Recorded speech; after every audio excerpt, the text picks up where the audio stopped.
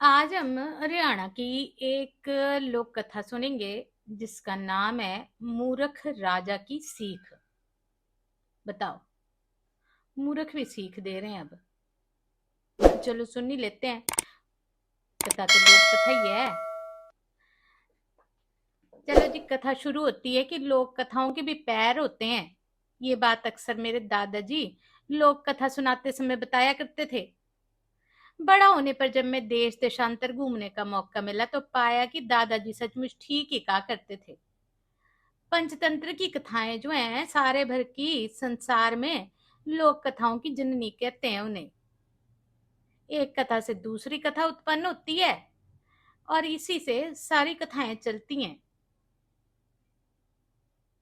ऐसी एक लोक कथा है जिसको कई तरीके से अलग अलग जगह पर अलग अलग तरीके से सुनाते हैं।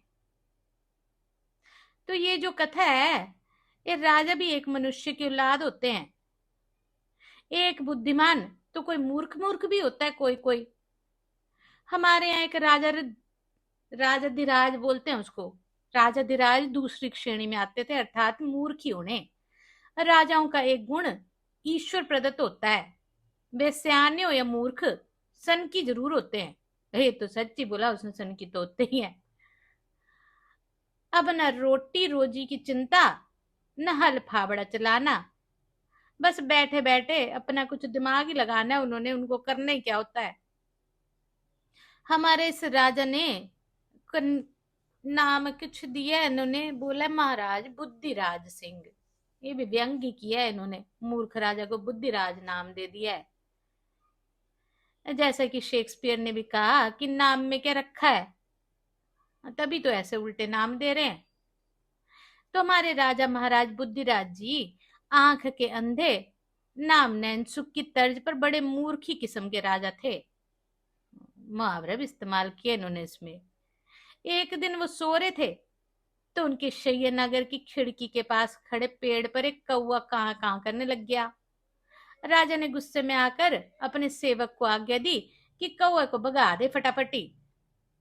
राजा को देर तक सुबह उठने की आदत नहीं थी, तो फिर सोने की कोशिश की उसने, पर नींद कहाँ आनी थी। एक बारी नींद टूट जाए तो उठा, नहाकर नाश्ते पर पहुंच गया।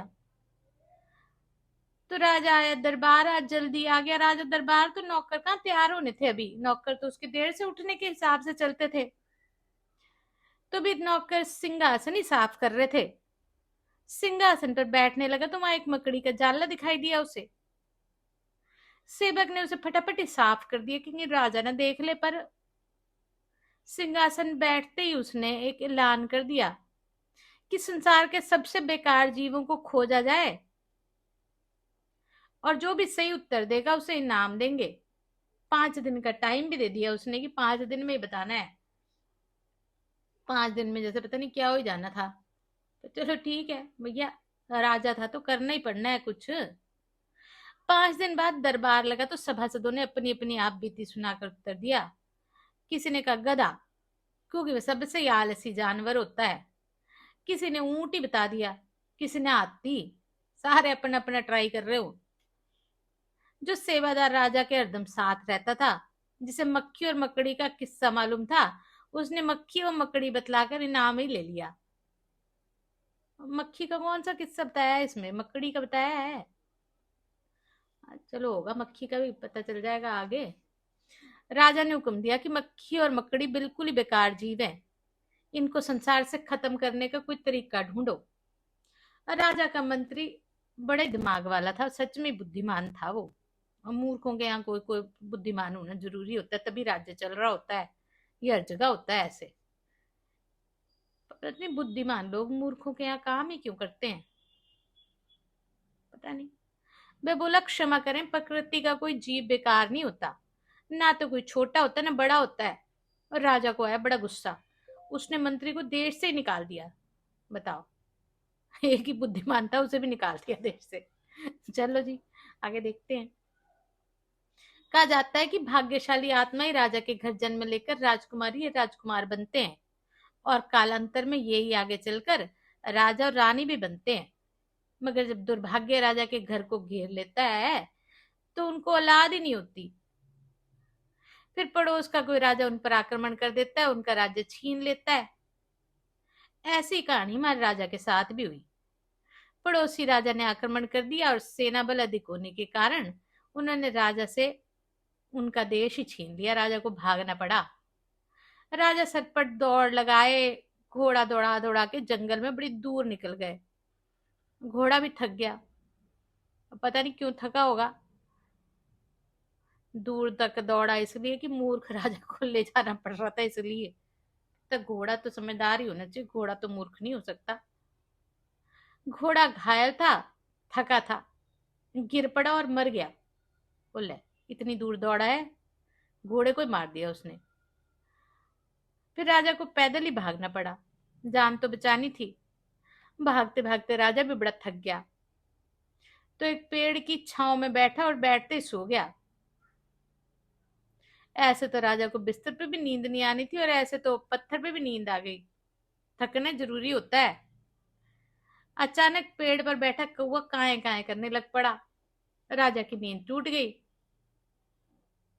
पहले तो उसे लगा कि मैं कहाँ आ गया। एक बार तो उसने ये भी सोचा कुछ सपना तो नहीं देख रहा हूं मैं। फिर उसे सारी बातें याद आ गई और चौकन्ना हो गया है। दूर से कहीं से उसे घोड़ों की आवाज भी सुनाई दी।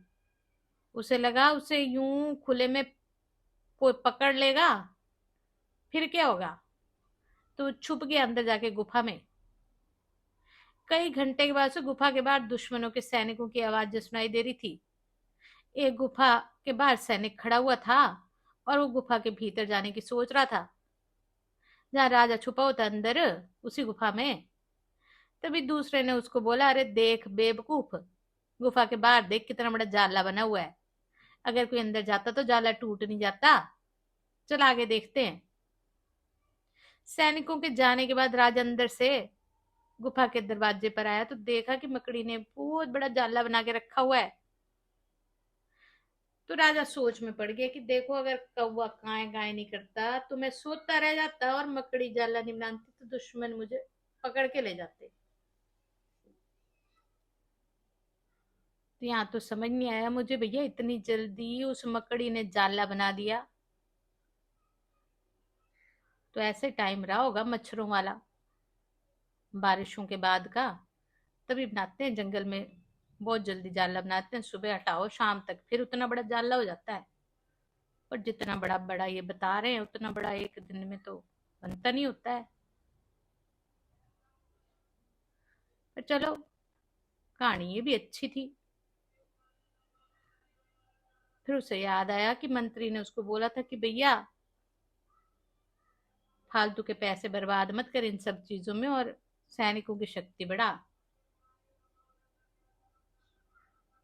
पर अब क्या करना है, अब तो राज्य नहीं रहा, अब बढ़ा ले शक्ति, वहां ही रहेगा अब। चलो जी, अच्छी कहानी है भी एक। तो कुछ ना कुछ होता ही है कहानियों में।